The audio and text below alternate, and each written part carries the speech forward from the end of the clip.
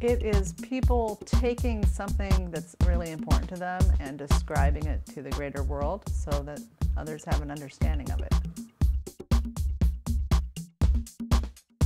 Each presenter gets 5 minutes, they get 20 slides, and their slides auto-advance every 15 seconds. We string everything together, and we have sort of a MC-less, train has left the station and doesn't stop model where each speaker gets up there and they hand the microphone to the next speaker. There's only a 15-second transition between each of the different speakers, and it just goes from beginning to end, and then we do a quick intermission, and then we do a second set, and then everything just flows kind of automatically. And it's a really interesting format to present in because since you have no control over your slides, you have to really have your timing down. Legion of Tech is the organization that runs Ignite Portland, and we try to put together events that are going to be interesting for the Portland technology community.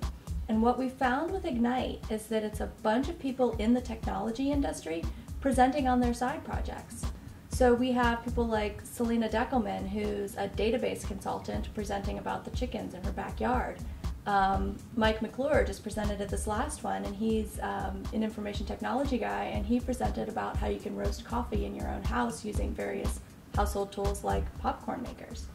So it's really interesting to get these people whose jobs and whose life revolve around technology, but we get them presenting about the topics that they are so passionate about, but that aren't what they do for work.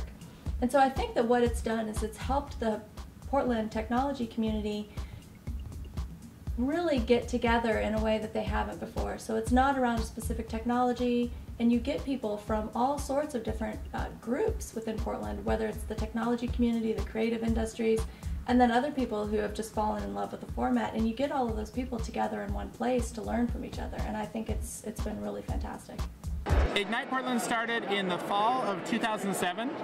Up in Seattle, I was at the Gnomedex conference, and they showed some talks from Ignite Seattle, and I thought, wow, this is a really cool idea. So I tweeted about it, and some people got involved and got a domain name, and within just a couple of weeks, we had plans for Ignite Portland, which happened in November of 2007, if I recall correctly.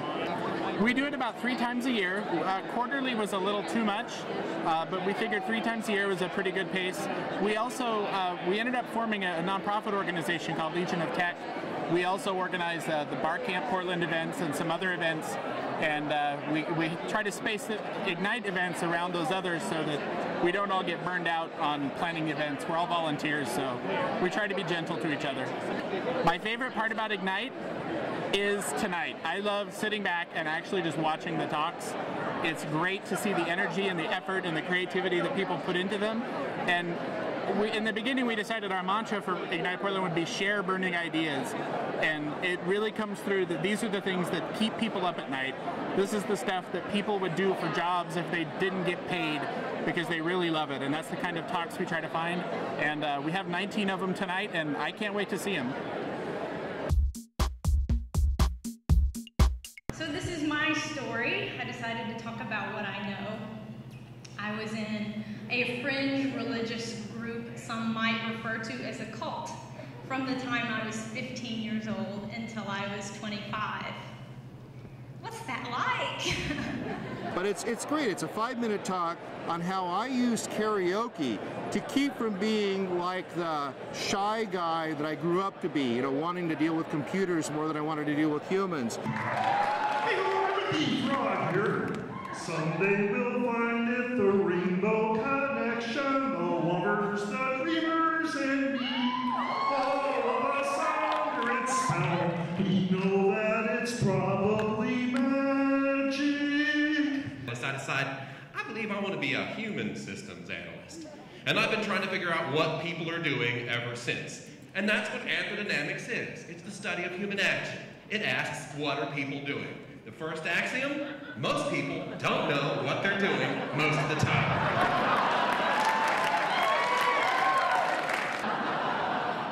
Online dating can be just a mind-blowing experience of landmines for the average person. There are all kinds of dating sites, specialized ones like JDate for Jews, and it's so confusing. And I was once a rank amateur, but I have honed my dating ninja skills. That's right, I am now skilled in the art of espionage and stealth.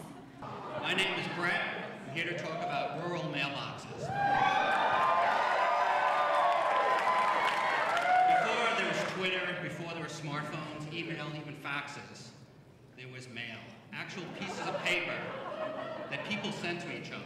Snail mail. And finally, whatever happiness means to you, please go out and go after it. Because life, like Bloody Epiphanies and Ignite presentations, is over sooner than you think. Thank you. It's not something I usually do. And so when I first got up there and the light shone on my face, I couldn't see anybody. And that was a little strange. And then I was kind of nervous at first. By the end of it, I was just ecstatic. It was so wonderful to be received that way and to have people love my work and to get a good message across to them. It was really awesome. Really think about what you want to have going on behind you, and don't underestimate the amount of time that takes to do that, because I think I spent close to 30 hours putting my slides together.